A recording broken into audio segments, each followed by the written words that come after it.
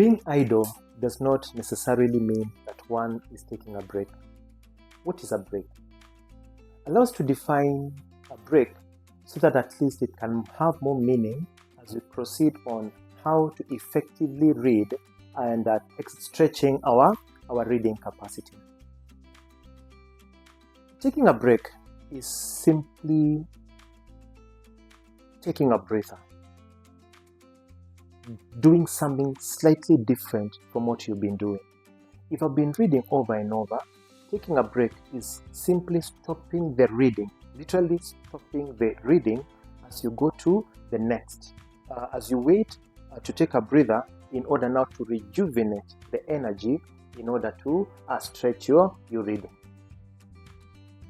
There are many ways of taking a break, but the truth of the matter is an active break gets us more results when it comes to stretching our concentration span. Remember, taking a break is not just sitting idle.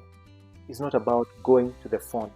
It's not about fantoing like the students love doing it. Taking a break, the essence of taking an active break, remember what exhaustion is. Exhaustion is simply the brain nerves. Once they are compressed, once you strain the nerve, what happens?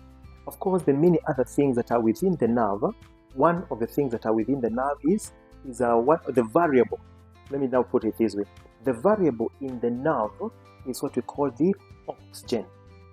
So, the more you press the nerve from up and down, what happens?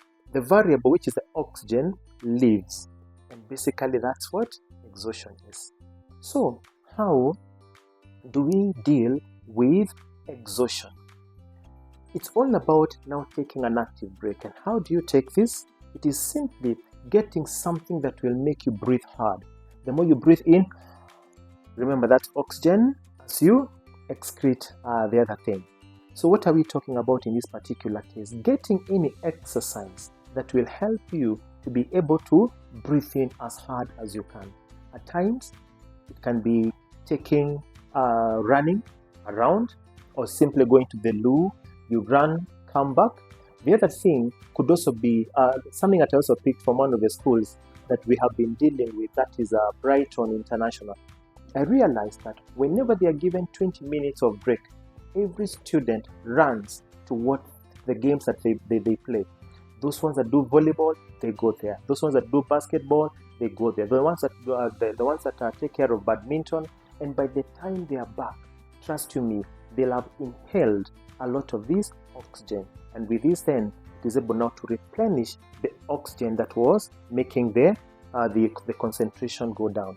Remember, every time as we read, or as a student reads, there's a tendency that there's a lot of psych as you read. But the more you read, the more you keep losing the psych.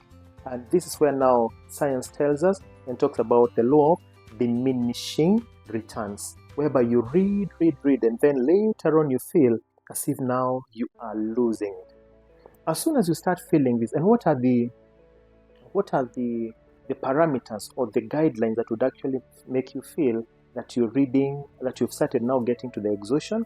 It is simply now feeling that now you want to take your mind out, you want to start scratching, you feel like now moving around. That's the time now, because the body responds very, very fast. Many times it's getting something, you'll always be able to get it right.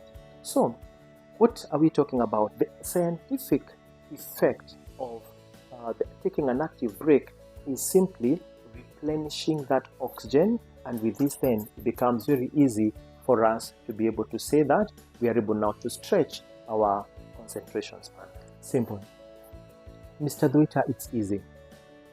Because everything in life, disparity in results, be it in spirituality, be it in family matters, be it in anything else, what usually happens is that everything settles for one word: discipline. The distance between this person that seems to be doing good and a person that does not seem to be doing so good, then it's all about how much discipline do you have for this. And it's all about telling your mind, it's about 20 minutes.